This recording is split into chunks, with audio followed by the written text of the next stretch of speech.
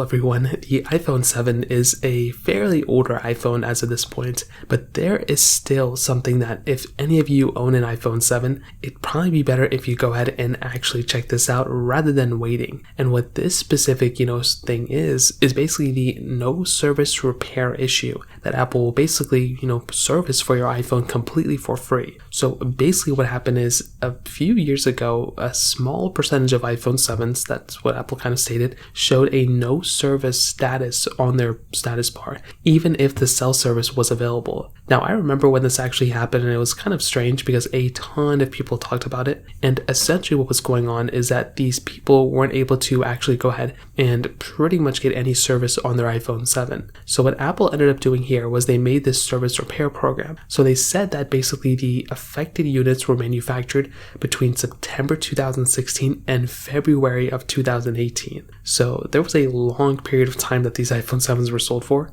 and they were sold in China mainland, Hong Kong, Japan, Macau, and the US as well. So there was a lot of places that this specific, iPhone was being sold at. And they basically, created this service repair program to fix those specific iPhones. Now, basically, if you had not received an email from Apple by the end of March 2018, you can go and contact Apple about this. So essentially, if you want to, I will leave this specific service repair program link down in the description so you can kind of, check it out yourself. And essentially the eligible models, and, here's a list of the ones that, should be serviceable, are the A1660 or A1780 or the A1779. So if the back of your iPhone under the model number says those specific numbers and letters, well then you are probably acceptable in the service repair program. And essentially what Apple's going to do is they're going to go ahead and fix and repair that specific issue.